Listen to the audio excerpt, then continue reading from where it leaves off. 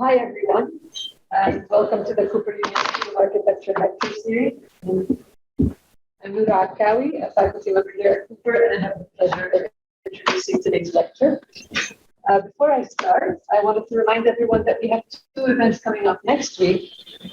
Fabio Gramazio, who has been visiting us here this month, will give a talk on digital materiality, drawing from his work in his practice, Gramazio and Color, and at the ETH in Zurich. And on Thursday next week at 7 p.m., we will gather in the Peter Cooper Suite on the 8th floor to celebrate together with Michael Young this year the publication of his book, Reality Models After Images, published by Routledge. Michael will be joined in conversation by Edward Eigen and Vidya Khalid.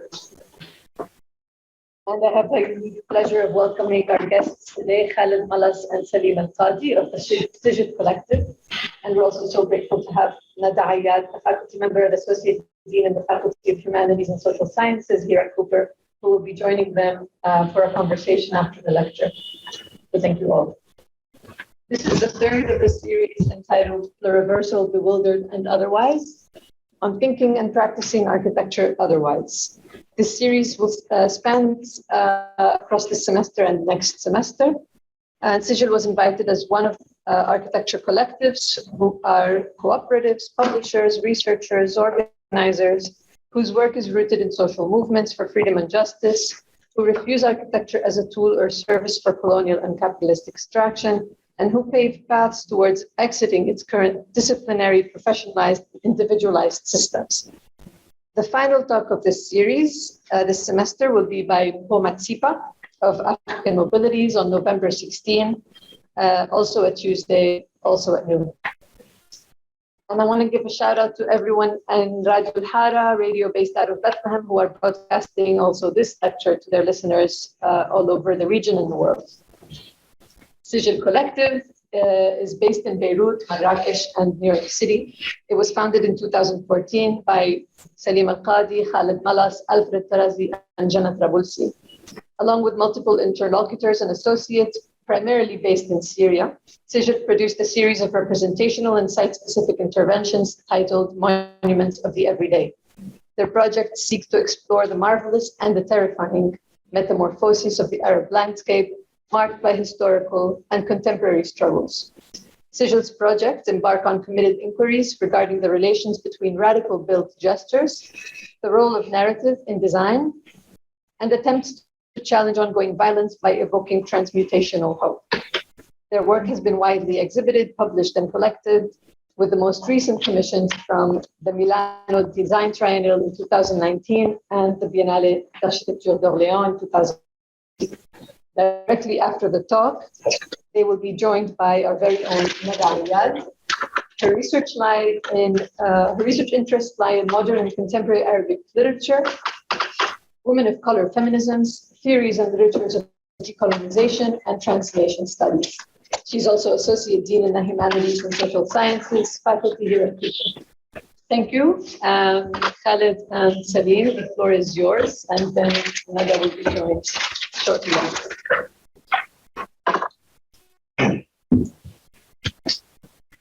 So thank you all for being here. We're very happy you weathered the storm. Thank you very much, Noura, for inviting us. Thank you very much, Dean Zahrani and Dean Ayad for also hosting us. Thanks, Mauricio, for taking care of this technically, which I know is not fun. And thank you, Radio Al-Hara, for broadcasting this from Beit Lahem. For both Salim and I, it's an honor and a privilege to speak in a building inhabited by the ghost of John Haydock, and we are very, very happy to be here. So I guess by way of introduction, maybe I'll say a few words about us as individuals, and then we'll move on to Sijil.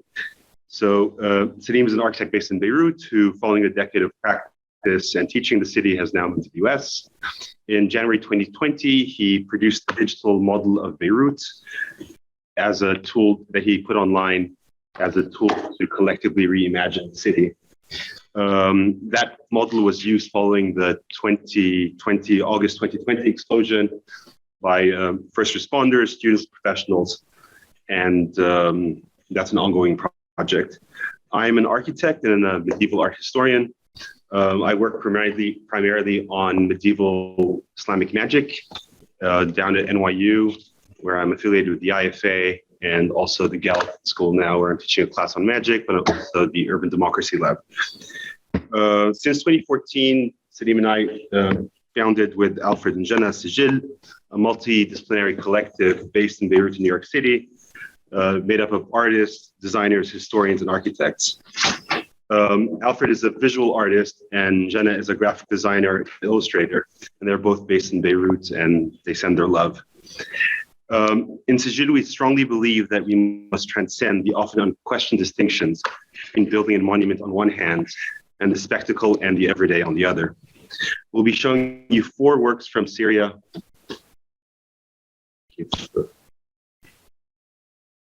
Next slide. For us, we'll be showing you 4 works from Syria and elsewhere: Excavating the Sky, Current Power in Syria, The Revolution is a Mirror, and Birdsong. These are our so-called monuments of the everyday, which are a response to the violence that's been publicly escalating in Syria since 2011. As we hope it is clear from our project, this violence is not new, but deeply embedded in the historical, especially the modern experience, whether in Syria or elsewhere. As such, they also constitute an immediate and articulate, we hope, response to the violence that's erupting in Syria. All the work we do in collaboration with partners and interlocutors, mostly in Syria. I just want to acknowledge them before we begin. They include Zaydoun al-Zabi and the Higher Commission for Civic Defense in Daraa, Yassin al-Boushi and Abu Ali al-Qalamouni, the Damascus Ghouta, Ami Ibrahim, Imad Maddah, and Fath Hilarious Center for Art and Culture in Egypt. And I know that some of them are online here, so hello. In the end, I hope we can answer some questions. In response to the Great Syrian Revolt of 1925, French mandate forces heavily bombarded the Syrian landscape from the air, resulting in hundreds of deaths. In Damascus, a targeted medieval neighborhood to this day retains the name Haria, the Blaze. It is conspicuous on the city plan by its grid streets surrounding an étoile, an omnipresent testament to the continuities between modern planning practices and technologies of war. Fire, the second element of Excavating the Sky. So in Excavating the Sky, what we do is we examine the role of heavy mechanical flight as an exemplary modern experience of space and space making, specifically in its production of the Syrian landscape. Committed to the marvelous potential of architecture, our intervention takes the form of a single building gesture, a well. In fact, we built 2 wells. With our collaborators, we built 2 wells in southern Syria, in an area that was then outside of regime control and was governed by local councils and popular assemblies on one hand, but also murderous militias and the regime bombing them on the other. These wells provide potable water and have been in operation since the summer of 2014, serve approximately 27,000 people every day. They temporarily replaced the water infrastructure that was destroyed by the war. At the 2014 Venice Biennale of Architecture, we proposed an architectural subversion, channeling the Venice-related funds and publicity to build our displaced pavilion in Syria, the well. Representations of this well were then exhibited in Venice in the form of this banner.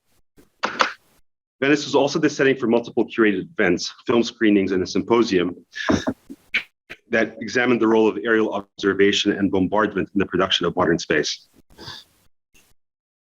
If the sky represents the powerful attempts to produce territory from above, the well is this power inverted and resisted, looking upwards, glaring upwards, capable of raising hopes from the very depth of the earth, and it's oblivious to attempts to destroy it from above. Our well both wells are 120 meters deep and 2.5 inches in plan. Therefore, they're almost impossible to see from the ground, let alone from the sky. The archaeological analogy alluded to in Excavating the Sky reminds the reader that the sky, like the gods and the flying machines that inhabit it, are a construct. In this project, we narrate the story of power falling from the sky through 4 elements. That's our conceptual model. The first is air, which is the story of the first airplanes to penetrate the Syrian sky as part of a propaganda effort leading up to the First World War. So we kind of know how that ended for the Ottomans. The second, fire, is the story of the first urban carpet bombing from history, which is that of Damascus. It's that of Damascus by the French forces in 1925. The third, Earth, is the story of a 1987 Syrian cosmonaut and his live conversation, the first live transmission on Syrian television from a Soviet space station with our former dictator, Hafez al-Assad. And finally, Water is the story of a barrel bomb that falls into a toilet that's built in a field in northern Syria, and the scatological poem that was uploaded on YouTube to commemorate this historical moment. 1987, Lieutenant Colonel Muhammad Ahmad Faris from the Syrian Air Force participates in the Soviet Intercosmos mission to the Mir space station. In orbit, he conducts a live televised conversation with Hafez, in which he describes the landscapes of Syria. The moment is celebrated as one of extraordinary triumph in the stars. Upon descent, the colony is decorated with medals, and the event is commemorated on stamps and similar memorabilia, symbolically sealing the historical lines between the USSR and the Syrian Arab Republic. As for Lieutenant Colonel Faris, he returns to his city of Aleppo, continues his military career, and is soon publicly forgotten until he announces his defection in August 2012, following the first documented bombing by the regime of its own populace. Earth, the third element of excavating the sky. Air, fire, earth, and water. In this project, architecture is conceived as an alchemical gesture, namely the knowledgeable manipulation of the elements to produce a semblance of gold, the life-supporting infrastructure of the well, within the wasteful expenditure of the war, the possibilities of popular revolt. Okay. Often framed as a turbulent critique of Arab regimes from an everyday citizen's perspective, yet endlessly broadcast on Syrian state television, is the 1979 play entitled Kasat Ya Watan, Cheers, O Nation. The play stars most famous cast of Syrian comedians, including the beloved tramp Ghawar al-Toush. Midway through the performance, Ghawar is arrested and led to a torture cell with two menacing officers. Denied any form of self-representation, he is restrained onto a chair and is interrogated for the audience using excessive cruelty, all of which he manages to successfully subvert the audience, interrupting and liberating and somewhat defiant applause, delight, and laugh. When the officer chose to electrocute him through the buttocks, it is he that bellows in roaring laughter. Forced to explain himself, he comments that electricity has arrived into his ass long before it has arrived to his village.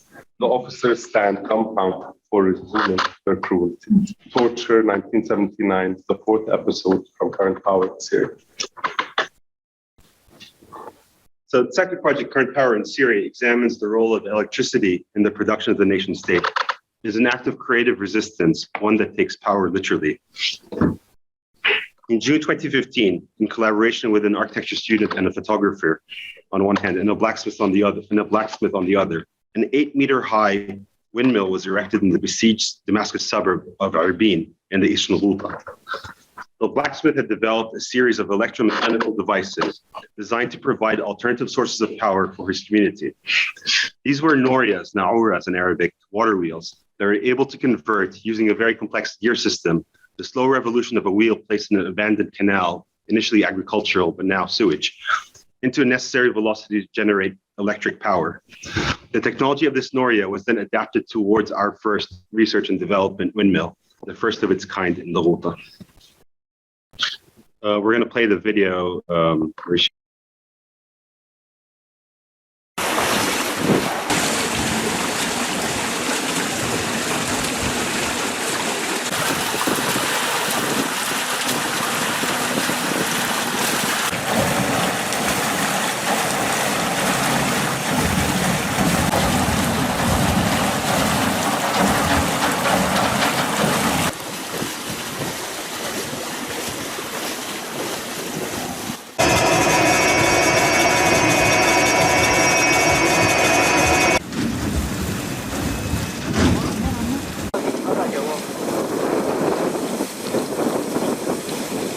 فضل رب العالمين ساوينا هي العنفة كان شجع العالم يساوي عنفات يستثمر طاقة الكهرباء.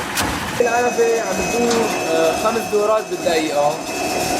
عملنا طريقة هون اندرناجة تسريع بقرات مسننات لحتى ساويناها 60 دورة هون بالدقيقة. هي البقرة بتدور 60 دورة بالدقيقة. ترجع عادة النقل لهون السرعة لحتى بتصير 1100 دورة تقريبا بالدقيقة هون هالنقارات لحتى نقدر ناخذ منهم كهرباء أكثر. والحمد لله شغالة ما أحلى هون.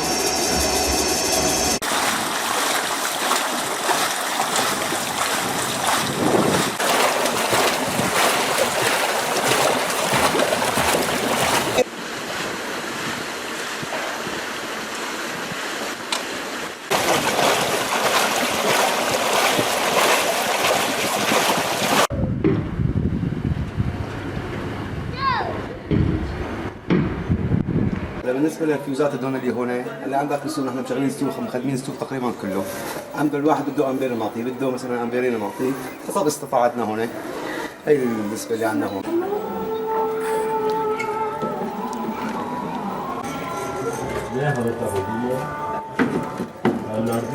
وينك انت؟ شوفي لك اسفه اذا قاطعتك عن شيء بس لازم نحكي. هذيك عم تاخذ على الساعه خاف. انا لازم اروح على البيت وساعدني. قولي 8 امبير. تعال عندي كمان. شو هاد؟ هذا رقم دكتور شاطر ومشهور كثير.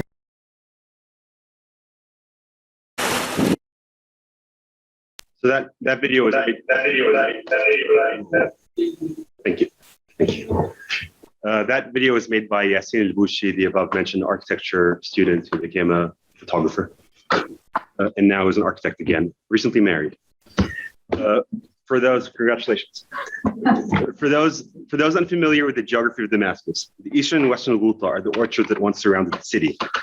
Over the course of the last century, the eastern Ghouta had been transformed into mostly low-income residential, industrial, and agricultural suburbs. Prior to 2011, the region was home to 2 million people. It should come as no surprise then that its residents were at the vanguard of the popular uprising against the Assad regime since the first weeks of the revolution in 2011. For this, the landscape was severely punished. The eastern Ghouta was the site of the 2 alleged chemical attacks in 2013 and 2018. Following years of indiscriminate shelling, airstrikes, and barbaric starvation tactics of the roughly 400,000 trapped inhabitants, in April 2018, the area was seized by regime forces and their Russian and Iranian-backed allies. Today, its population is estimated to be around 250,000 people, following the death and displacement of the population that survived 7 years of bloodshed. Between 2015 and 2017, June 2015 and June 2017, the windmill from Current Power in Syria was used to generate electric power for an underground 60-bed field hospital. Representations of this project were shown at the Marrakesh Art Biennale in the spring of 2016, where we designed a 3-meter high device in an early modern pleasure pavilion.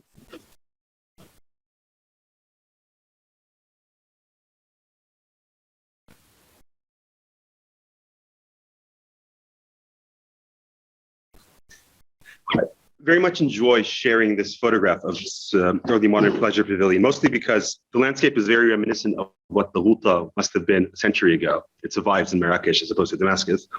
And it's also an acute reminder of the severe disconnect, regardless of our intentions, between the multiple sites of our interventions.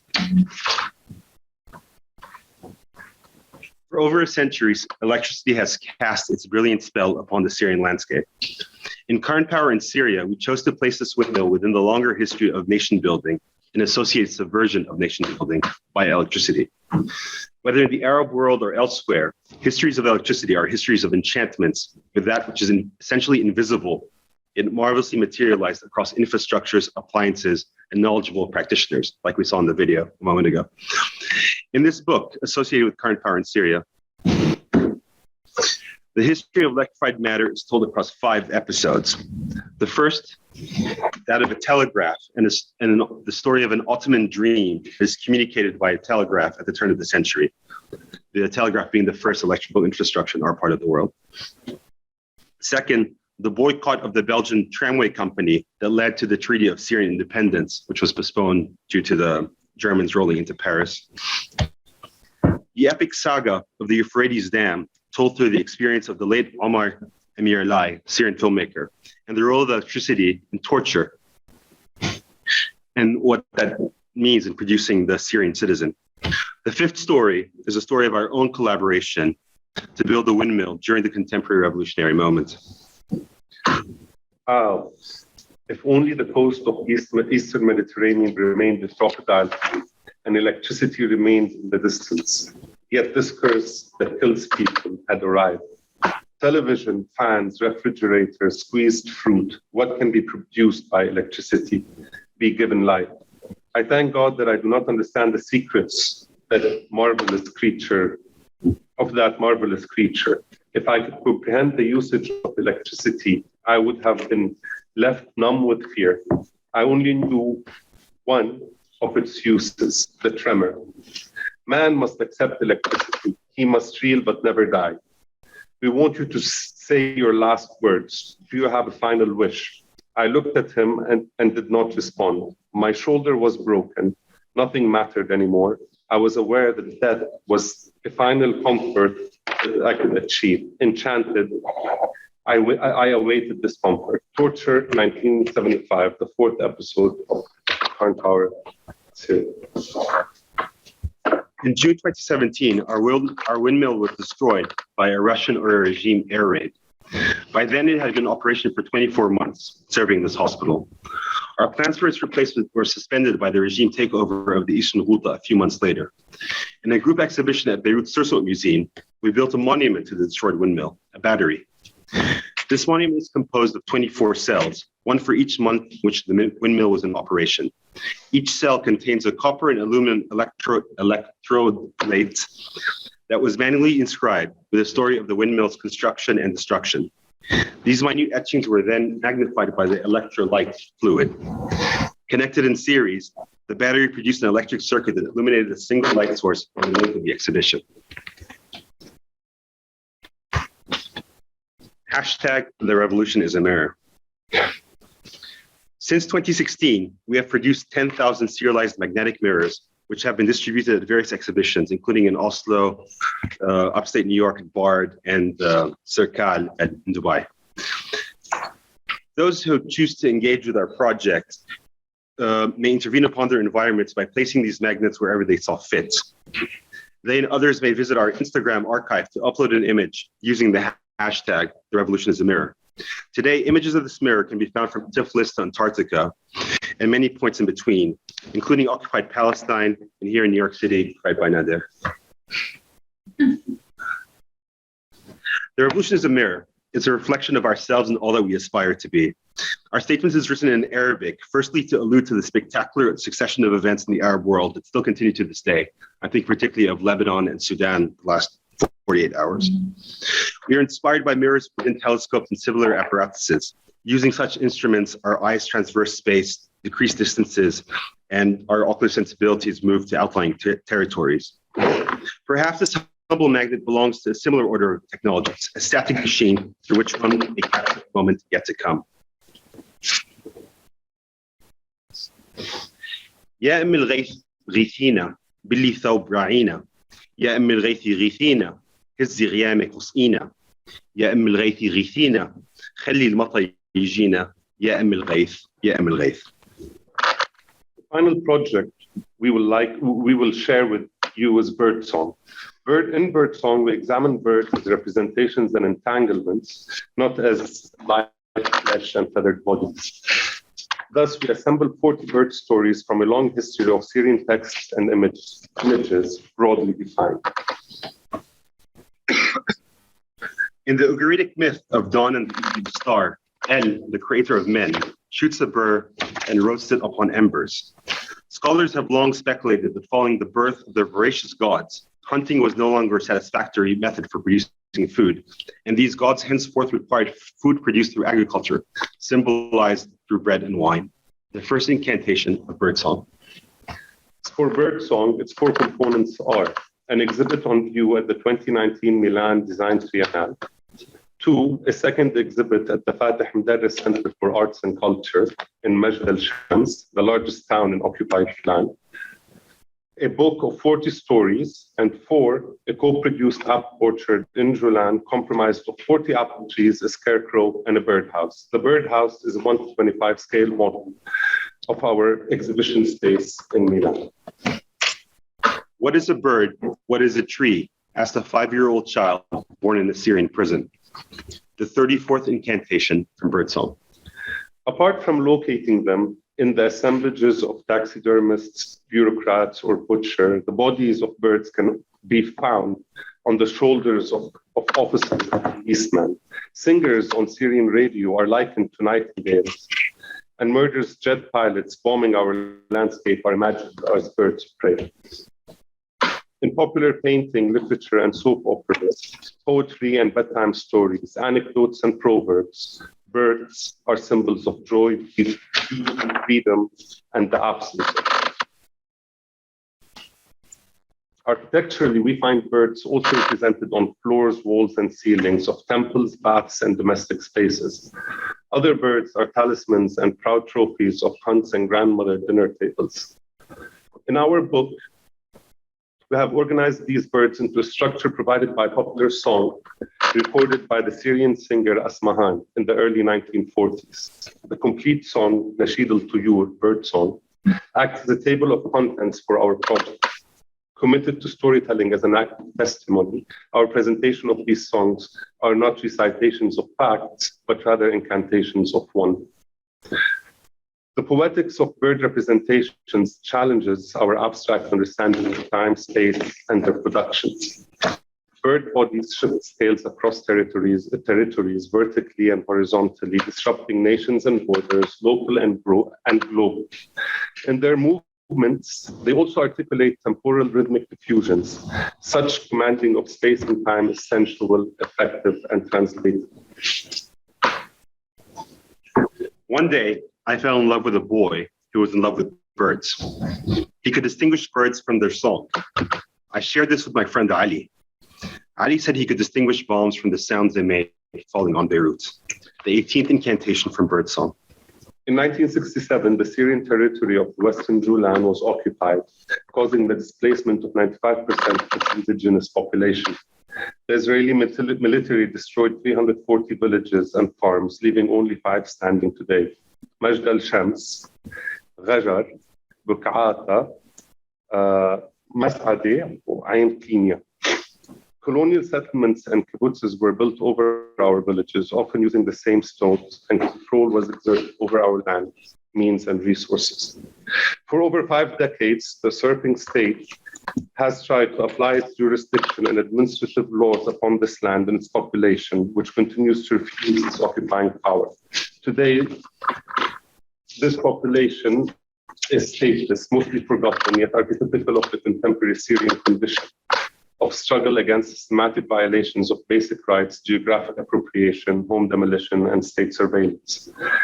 Since 2011, many in the Julan have chosen to participate using the modest means at their disposal in a popular uprising occurring throughout Syria. In their courageous practices, we find affinities with our own extremely modest interventions as Sigil. We find that our struggle against multiple forms of injustice and aggression are one. Denied access to groundwater, it is also in the planting and cultivation of rain-fed apples that the Julanese have expressed their commitment to survival, resistance, and attachment to the land.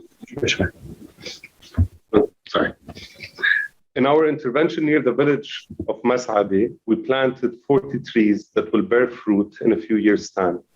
Rather than providing immediate results, an orchard is an asset towards a longer-term collective future. Using our hands and disciplinary training, it was also our aspiration to build a small house in a garden, a house on occupied territory. In January, we built a birdhouse in Beirut, which we sent over to the Julan. Since our bodies are denied the right towards this territory, architecture and its avian inhabitants are our representatives. Together, we challenge the constant aggressions associated with our corrupt regime and the occupying Israeli forces. On the same plot of land stands a scarecrow. In the Julan and other parts of Syria, the practice of children carrying a scarecrow in procession continues to this day, and perhaps as it has for thousands of years. The scarecrow is known colloquially not as one which scares birds away, but as the mother of rain, Umm al-Ghayb. The ritual of planting a scarecrow, an act of survival, an act of perpetual reproduction. The popularity of the scarecrow cannot be measured by criteria of efficacy. Along with the romanticized hearth, tomb, totem, and temple, the scarecrow also belongs at the genesis of design. It hence remains a representation of an ongoing imagined confrontation between man and nature. As an incantation of hope, the scarecrow is an everyday monument that constitutes the center from which all culture emanates. As a conclusion, we would like to formulate a few thoughts on the body of work presented to you today. Our work is committed to design as a discipline and to historical rigor as method married with maybe sometimes naive political conviction. We believe that it is at historical moments such as today that understanding of past struggles becomes vital.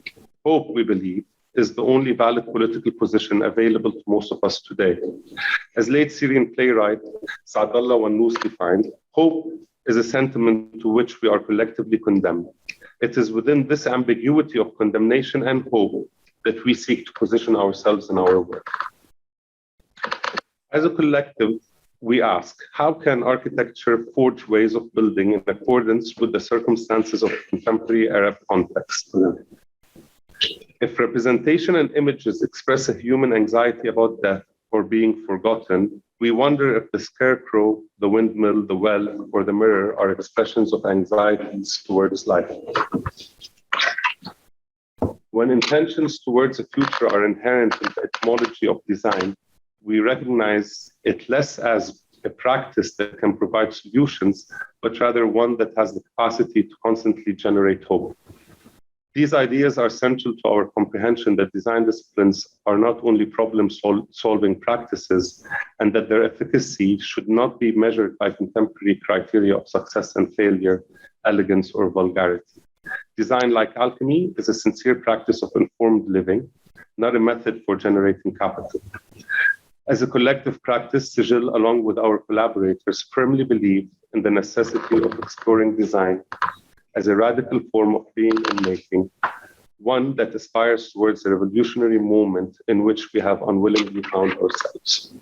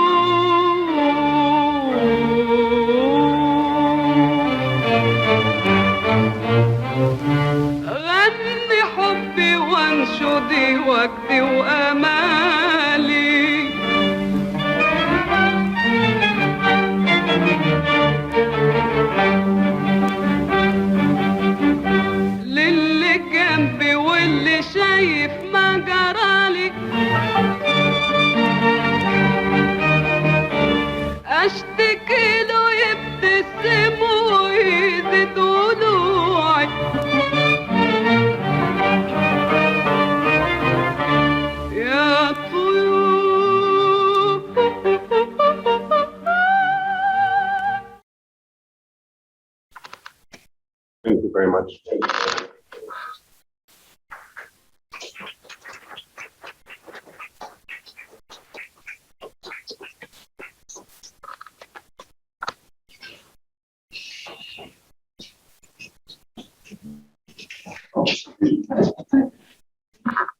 So just to explain to everybody on Zoom, Nada Ayad is joining Khalid and Philip in conversation, and we will have time for questions from the audience, including those of you on Zoom after this discussion. Thank you. Thank you so much. Thank you so much for your words and for your time and for your sensitivity. I was particularly struck by how poetic and sensitive your language and your articulations are. So I want to talk about or hear you talk about the translation project that's inherent in your work. So all your titles are both in Arabic and and in English. When you were crafting this and making these linguistic decisions, who were your intended audiences or your ideal audiences? So the Yassine El Bushri video didn't have subtitles. This last song didn't have subtitles. Can you speak a little bit about your intended or your full audience? Thank you very much. It's kind of an obvious question, which I should have a clear answer for. There are multiple audiences, obviously. There's a very local audience, which is the audience that is operating on the scale of the exhibition space. More often than not in the global north, but always in a comfortable environment. And then there's the audience, which is kind of the people who are stuck in Syria, who are there trying to imagine a different kind of life. That for different reasons, some which are clear, some that are less clear to both of us or to all of us, we have to be, or we chose to be away from. And there is always an intention to sort of like speak to both these audiences at the same time. I think there's something about, all the books are bilingual. So by definition, Arabic and English, which are the languages that we come from. Please. And there's something about how, despite all of this, we have a certain commitment to architecture or to design in particular, where, for better or for worse, architects and designers remain a primary audience that we want to engage with, because we feel that we have something to say in the manner in which we choose to make models or build scarecrows or that kind of thing. Or houses. Or houses. Yeah, fishy thing. Can I ask one more language question? Please. So also a lot of your words were very metaphoric, right? So they had multiple meanings. What about untranslatability? What about the metaphors that functioned in the way that you wanted them to function, or multiple ways in English that maybe didn't in Arabic, and vice versa? What about that silences or that dissonance? Yeah, I prefer dissonance, obviously, over silence as a term. I think there is something about how the translation itself has its own agency. And again, being the class background that we are from, we sort of have been born with both of these languages in a way where we're constantly shifting between the two of them. Also, language and image, like drawings, the other forms, other modes of representation. I think that's all. I've been thinking so much lately about how unclear the distinctions are between endings and beginnings. So you talk about the 2011 Arab Spring, and then you talk about just yesterday in the Sudan and everywhere, not just the Sudan. So I also am struck by so many beginnings in the time of ending. So knowing that these temporalities are very unclear, can you speak to us about the history of your projects, their futures, their endings, and their beginnings? So there's two things. I think two, for me, very important things. And then that's one is, I think one of the things that we're trying to do with our projects is to somehow highlight how the violence that we associate and the kind of emancipatory hope of 2011 is not new. It's not 10 years old. It's actually much, much, much older. Arguably thousands of years old, but certainly since the beginning of modernity, this is something that is very much entrenched in our landscape.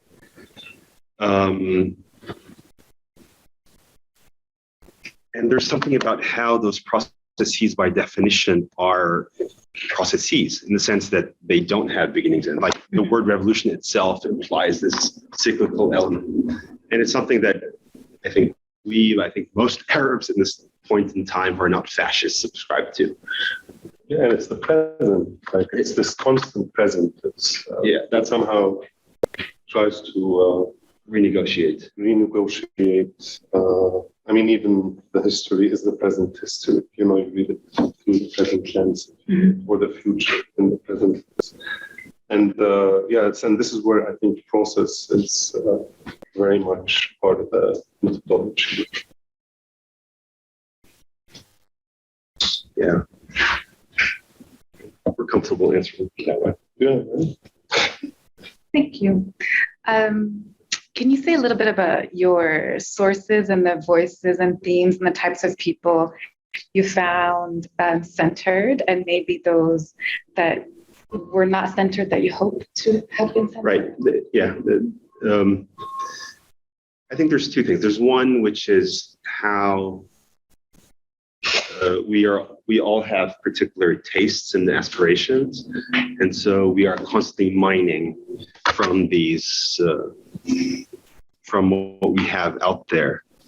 And then the flip side to that is how there are particular moments that for us become very important within the narrative of telling, say, a story about Syria, such as, for example, this prominent place that Syria plays in the invention of carpet bombing, or the role of this, the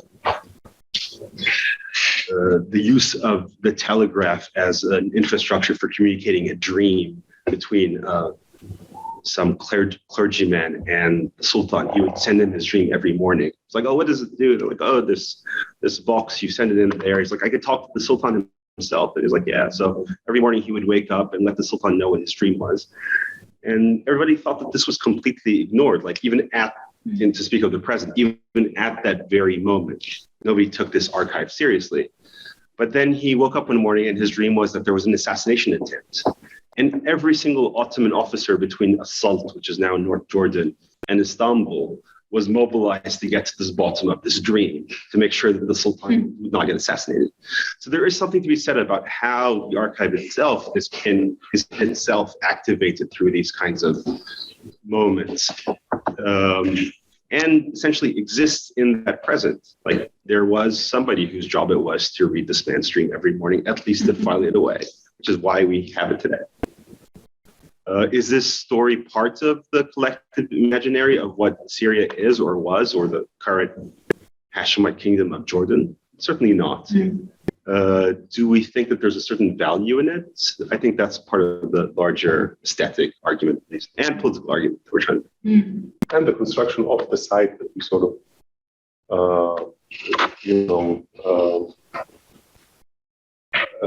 indulge ourselves in the process of making these projects or these objects. Of the four of us, we're the two architects, and so we're often accused of being too interested in things like context and site and form, but we've been called worse things. Great.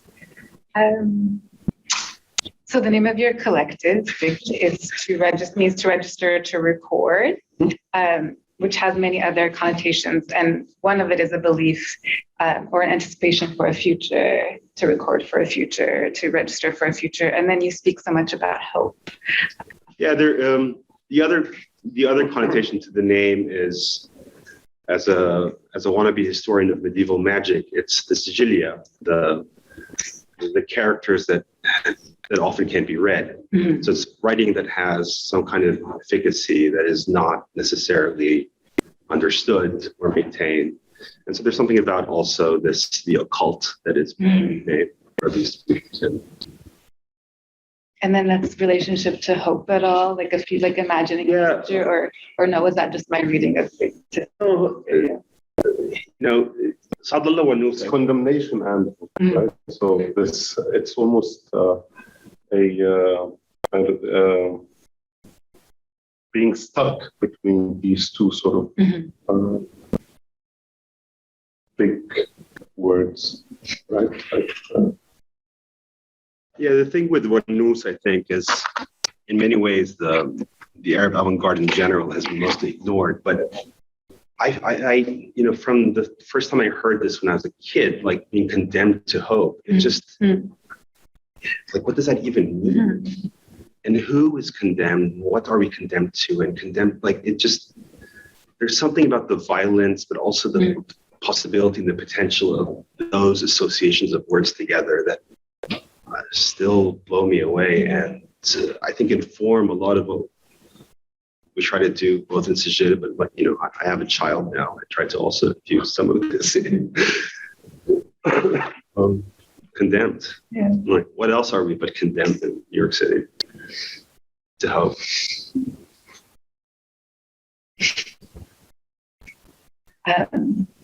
Do you want to go ahead?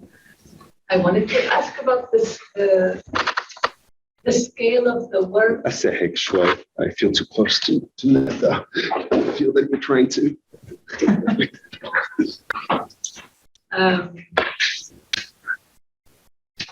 Can you speak about the scale of the work in relation to the magnitude of the issues it addresses? And I think maybe this kind of condemnation and how that relates to condemnation and the condemnation to hope. I mean,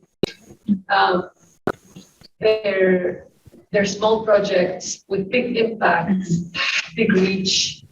And maybe also, I don't know if you want to talk about, maybe also because I know a little bit about how the mechanics of how the work is produced. I mean, the relationships to the biennales and the logistics and the budgets of biennales and how those are redistributed, resources as well. Maybe you can speak a little bit about that. I mean, in the funds that are usually given to Sijil are channeled back to the site in many ways.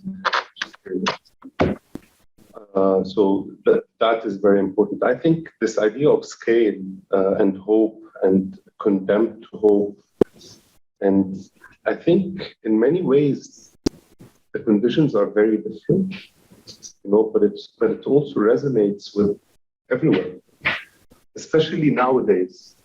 Like in Beirut recently, I just came back from Beirut, for example. Every single institution, every single infrastructure is slowly, being dismantled some way or another. And it's very difficult not to think that maybe this is a social experiment, And but then when one really thinks about it, one can imagine that this can happen in any city around the world. And I think this is where it starts to operate at multiple scales, whether it is the bombing in Syria by the French, that grid, or Beirut, no electricity, no power, no water. So yeah, I think this is maybe where it resonates at multiple scales. I mean, scales as in can occupy a bigger geography than that of the Arab world or Beirut, Palestine or Syria or Egypt, for that matter, or Somalia. Yeah, I was talking to a friend this morning in Beirut, and she was asking what time this was going to happen. I was like, oh, well, flash floods, we don't know yet. And she was like, oh, these problems, or even part of the reason why Alfred and Jenna can't be here in the form in which we want is really like this infrastructural.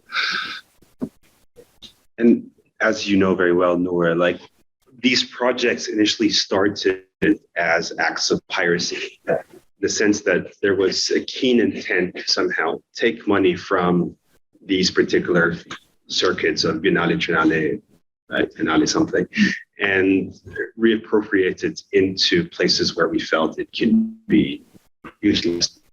However, there is this insistence on the production of knowledge in the form of a book or a drawing, and somehow being able to also have a conversation about those things, which we feel also very strongly about.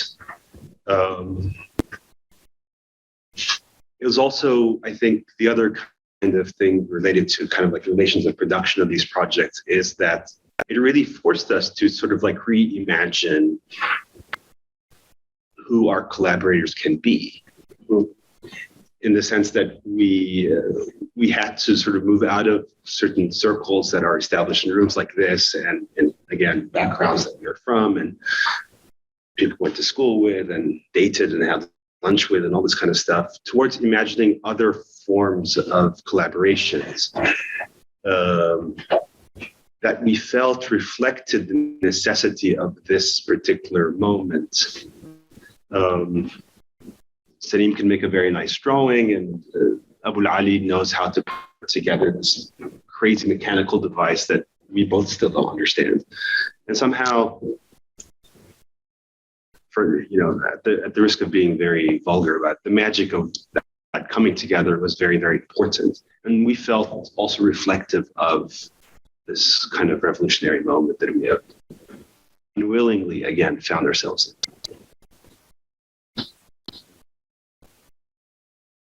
Should we open up to questions?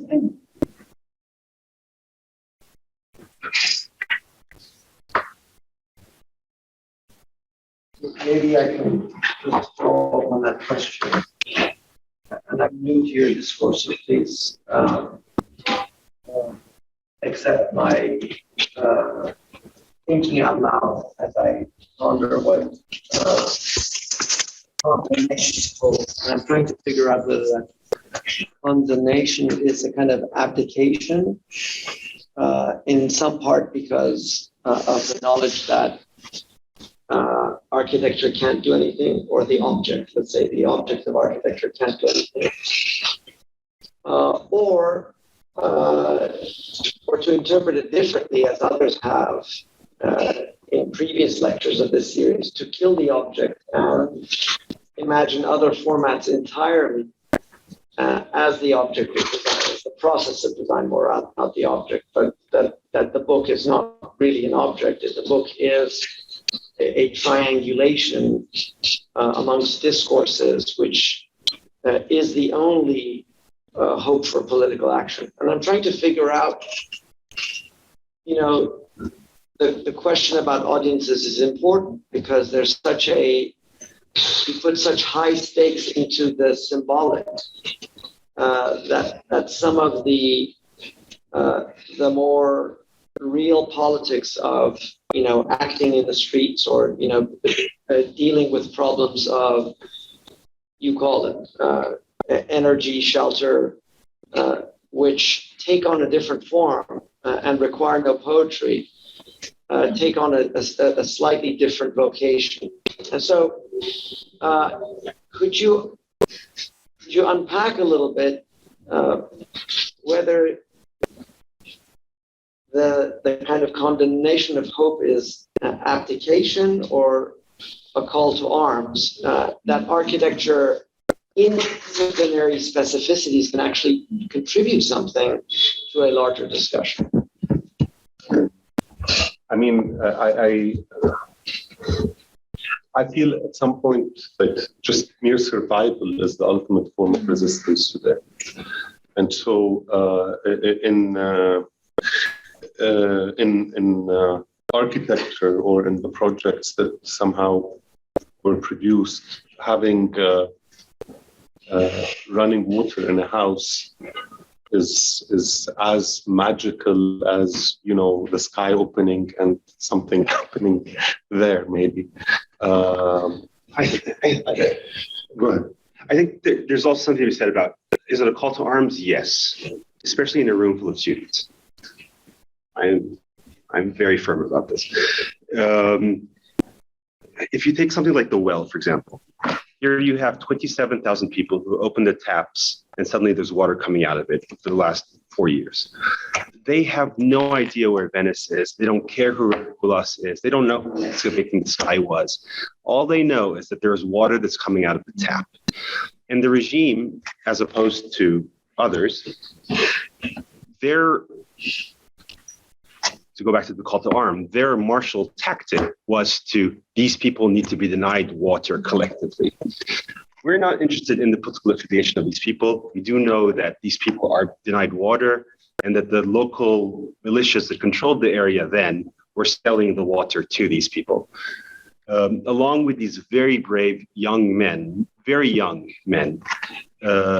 were able to somehow refurbish these two wells. And one day, like on a Friday, when everyone is either protesting or shooting at protesters, water started coming out of the taps. No one knows where the water is coming from. And we can have a conversation, including like the one that we introduced, of like this water being gold-like and alchemical transfer. Yes. And it's potentially an interesting conversation, meaningful, strong. At least it allows for enough misunderstanding to sort of produce some kind of dialogue. But for those people who have water, it's just water. And that is, again, to sort of like parrot what Salim was saying, that is the basic requirement for a revolution to actually happen, or for a political conversation or a dialogue to even occur.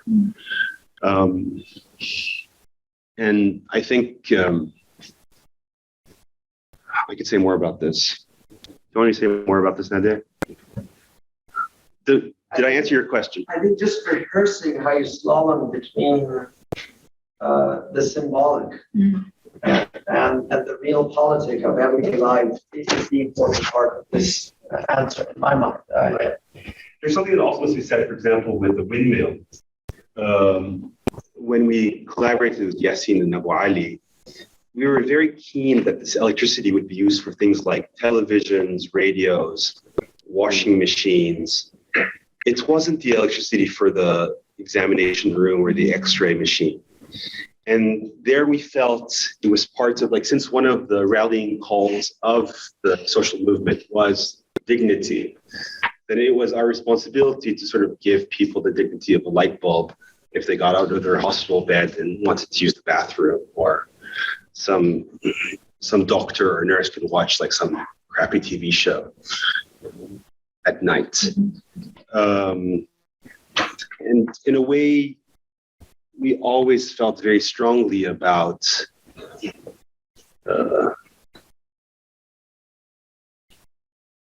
providing a certain type of infrastructure, not another. Maybe in an attempt to shy away from the larger questions of life and death, which are completely beyond us, but also maybe in a way to symbolically carry some of the weight of these projects. A question from the chat. Could you note the chat? Hi, everyone. Let's see on the.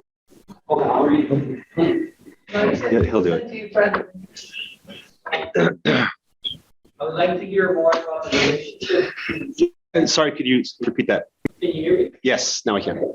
I would like to hear more about the relationship between the sites of the action, the site of exhibition, and the mobility of the work itself. Hold on.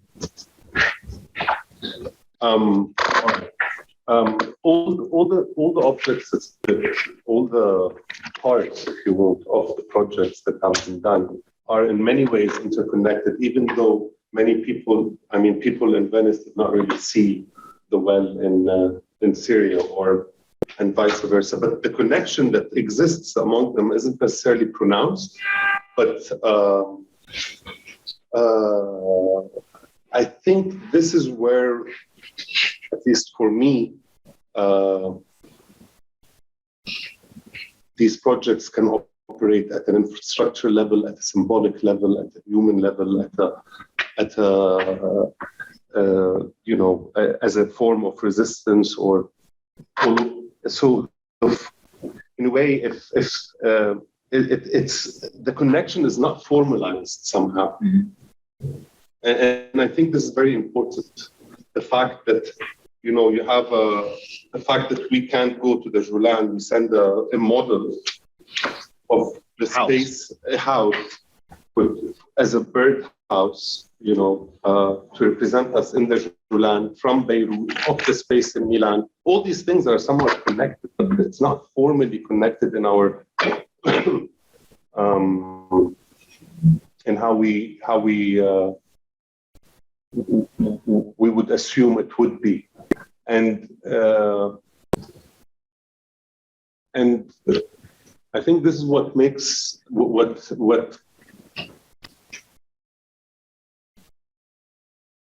what actually draws them together even more, in my opinion, rather than keep them apart. So the water, yes, for the woman in Daraa, you know, it's just water. But when for us, it's not water, you know. Of course, as architects, you know, it's not water for us. And so maybe this answers the question about how these different representations come.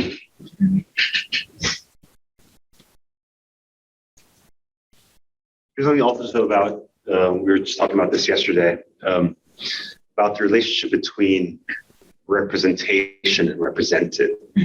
In a sense, where does the representation actually lie within these projects? Like, how is this, Or end and begin. end or begin? So is the birdhouse the representation, or is the birdhouse actually the monument? Is that the everyday, or is it the spectacular? And there's something about somehow constantly moving backwards and forwards between represented and representation, but also trying to develop languages of representation that are not necessarily based on plan, section, elevation, but also soil and incantation, and somehow using those to evoke space and place at times.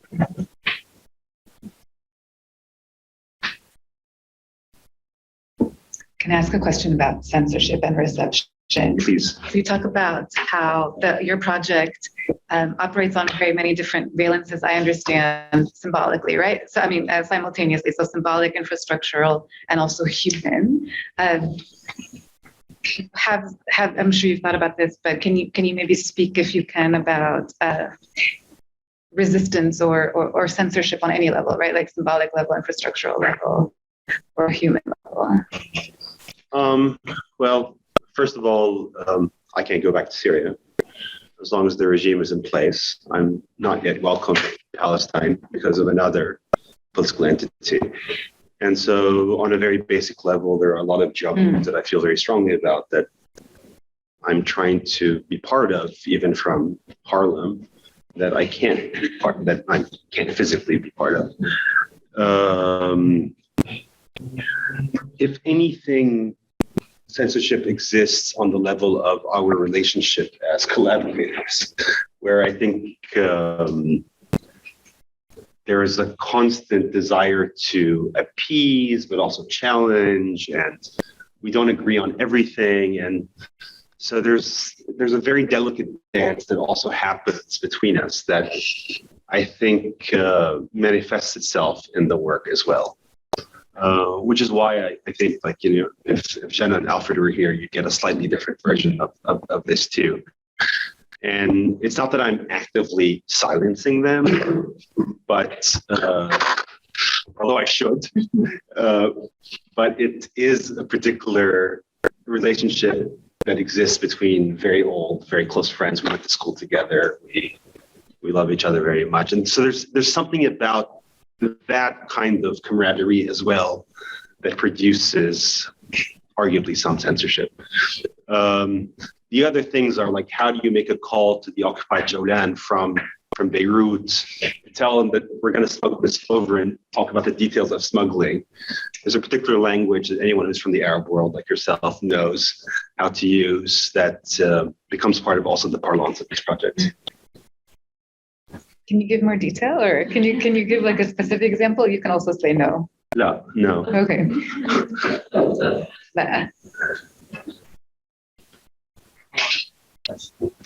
I'm trying to kind of articulate it.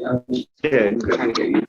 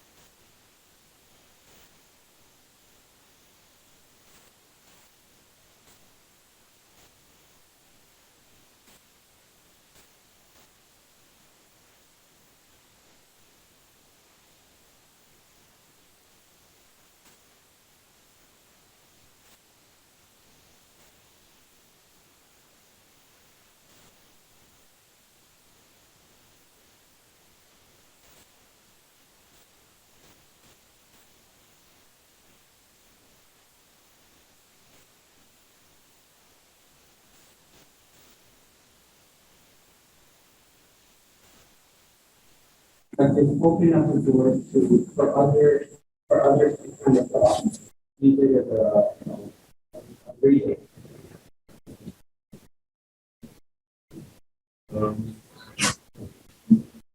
Yeah, there's something about, if I understand you correctly, there's something about authorship and intention that's in your question. Where as somebody who has a very unhealthy, or a few of us in fact, that have quite unhealthy relationships with books, we know that the intention of often works is not necessarily the way it should.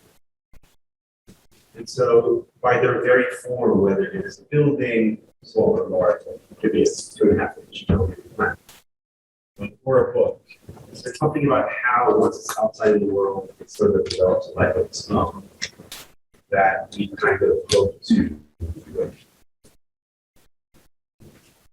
associate with, challenged by, looked at through, learn from. And I think we did present the projects chronologically. I kind of hope that it's somewhat obvious how they've grown, in the sense of moving from four elements, Now coming together to now we are one more element to suddenly it's 40 stories and or 10,000 maps and 10,000 mirrors that are numbered, unfortunately. And so there's something about the accumulation of things, and also to go back to translation, how things develop lives of their own.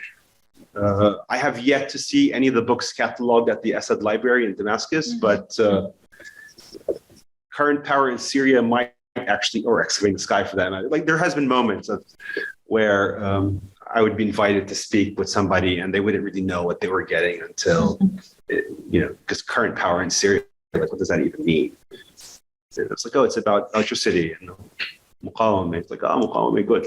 Resistance, good. We like resistance. Actually, yeah, I hope that answers your question, but as you're running back and forth.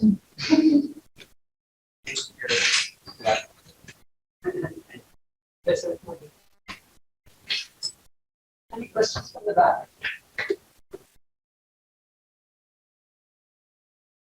Comrades whose arms we are calling to, speak from behind the mask. What would you say to that?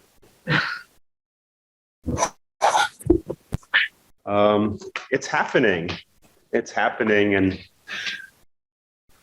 we have a responsibility. And This responsibility doesn't only exist in, this institution or an academic institution. I think this is or in Syria or New York City or. First of all, sorry. No, it's okay. Yeah. What's happening in Beirut and in Syria is something that people in your audience here might read about. But at the end of the day, they probably can't fathom the gravity of what's happening on an everyday basis. My only access to it is that I have close friends there and a much closer discussion with them. So I'm going to ask you a slightly different question. Are we in that same state of gravity in the US today, in an unseen way? And in your call to arms, given that their lens may see things here that they could never see there, what should they be looking out for?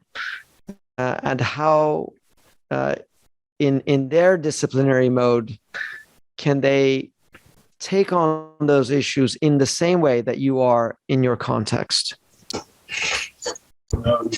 Thank you. Amazing question. It must be said that, when we present these projects in places like Venice or Milan, for instance, as opposed to Majd al-Shams or Marrakesh, they do act as some kind of educational tool in actually helping people actually understand literally what is happening in a very small particular site, in a particular infrastructural problem, 4 friends and 6 collaborators. Like, it does somehow materialize the conflict in a way in which like a newsreel does not. In terms of actual sensitivity, though, I think there is something about how we are always led to believe that the moment that we find ourselves in is to be the particularly special one, unique, unprecedented, unfathomable. And I don't think that's the case. I think my parents and their parents and their parents all felt in similar ways. Where our political conviction, I think, lies is in somehow being sensitive to issues of injustice in all of its forms. And it's injustices that happens also like very clearly on the level of the actual means of production that produce designs and buildings and books and cities and political systems. And that injustice is inseparable anywhere in the world, as recent events in this country and others show. Not only because of this long octopus arm of the United States of America or the tendrils of capitalism or whatever. No, it's because what you have is a collective challenging, I believe, to these tendrils and arms that unites all of us. Now, what is the role of our disciplinary tools? I think, again, this is something that we disagree on sometimes, but I think that it should be said that the primary role is a commitment to, at least for me, to the craft itself in the most kind of banal way. Section, like, how to make a well that functions particularly. Like, there's something about our tools as architects and also our imaginary of ourselves as these maestros, where it's a commitment to the craft itself that is the first thing at stake. And then, as Robert Grillet would say, like, then if it serves the revolution like a tractor, then maybe one day it'll serve the revolution like a tractor. But until that moment, it's really about getting the most out of these very privileged positions that we are in. What would you disagree, so? Tfadal. He thinks we disagree about many things. Usually I'm not there, but I don't know if I'm going to be able to articulate myself as much, but for me, I'm going to probably go back to the last 2 years, maybe, in Beirut. Mm-hmm. And when the uprising, or whatever we want to call it, started happening in Beirut, I would obviously be on the streets. I would obviously be participating in all that. And as an architect, I also felt extremely, I couldn't work. Like I didn't know. But eventually, I mean, going back to this idea of craft, the only thing I felt I could do was publish a project that I had been working on for quite a long time, which is a 3D model of Beirut that never really existed. And obviously with the hope that, people would, use it to do for many things, from environmental concerns they might have to taking over the parliament to whatever. Deliver pizza. And it was used by students and it was used by professionals. But then when the explosion happened in 2020, it was the first time I see it again after such a long time. And it was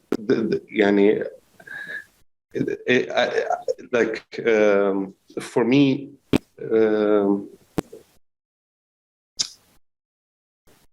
as a tool, as a way to reimagine what we can do this with the crafts that our discipline provides for us. We can build these tools. We can, dig a well. We can, and I think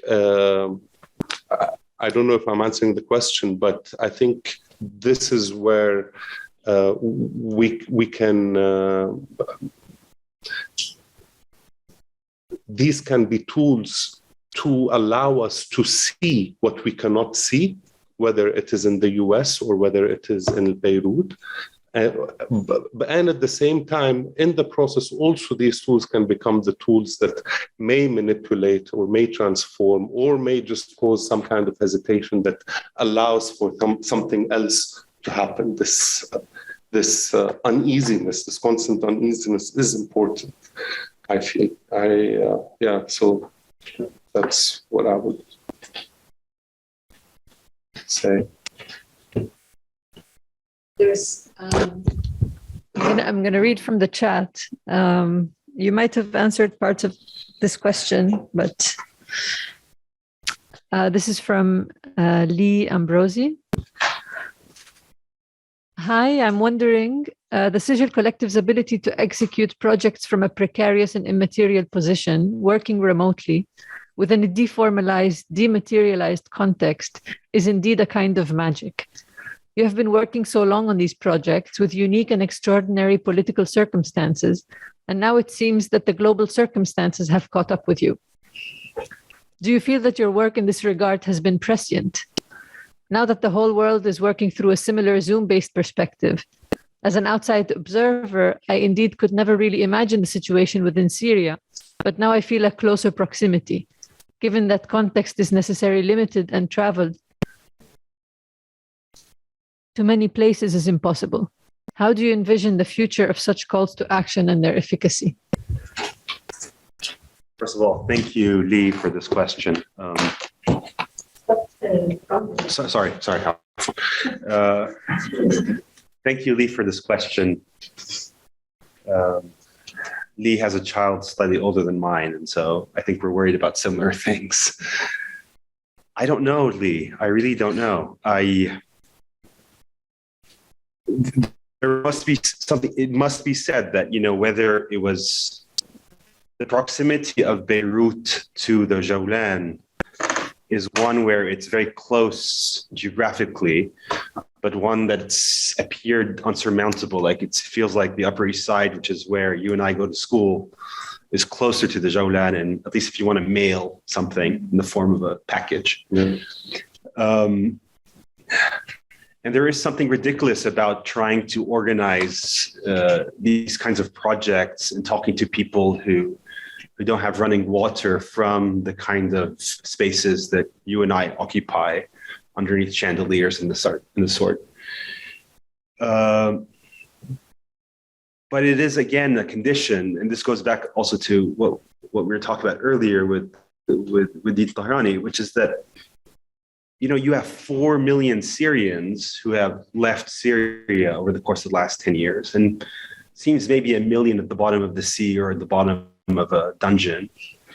And so if this isn't the contemporary Syrian experience, and Afghan and Egyptian and, then what is? It was also a way to somehow maintain my own sanity, sort of being uprooted from home, away from Beirut or Damascus, and being here, and somehow being able to maintain a creative collaboration with the people that I care the most about, and doing something that we felt was necessary for our collective emancipation. I mean, there's always ways to, I'm thinking about, for example, again, I go back to Beirut, where there's no electricity, but there's an informal power network, right? That even the telephone networks are connected to. So what would happen if the electricity doesn't go off at your house? The electricity might go off at the antenna that you receive the signals from. And Khalid and I would have a conversation, and we'd need to call back each other maybe 10 times in a period of, 10 minutes. But there's always ways, whether it's about censorship, for example, if we want to talk to someone who is in a territory that we're not allowed to, engage with, we can have a third party who has his Zoom open and his WhatsApp open, and so you'd be speaking to a screen, and so there's always ways to undermine, censorship or and power is stupid inherently. Yeah, power is stupid inherently. So I think there's always ways around this. But one thing I think that is very important to mention about this remoteness is the fact that in many ways technology does allow you to be remote. And so a lot of times, for example, in Beirut and probably in Syria and in many places, even here when the demonstrations were taking place, there's this idea that the technology allows you to be there, but not maybe in the flesh, but just be there. But a lot of times this is not enough. And so in Lebanon, everything gets delivered from your drugs to the pharmacy to your everything, pizza. And so like one concern people always had was that you want a delivery revolution, you need to go down. And so this is something I think that, technology gets us closer together, but it also makes it much easier to be apart. And this is something that's very important to remember.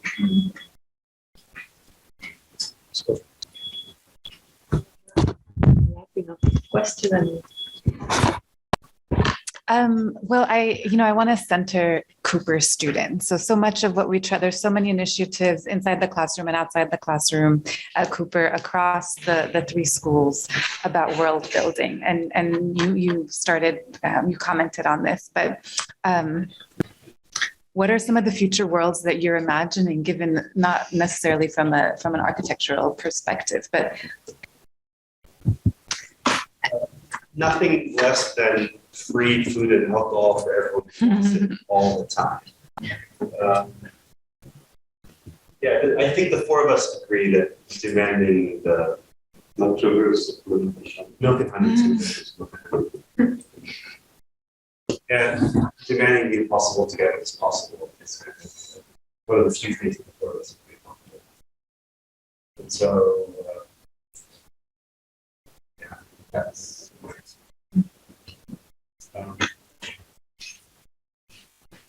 everything. We want everything. We want it now, and we want it prettier. It should stand.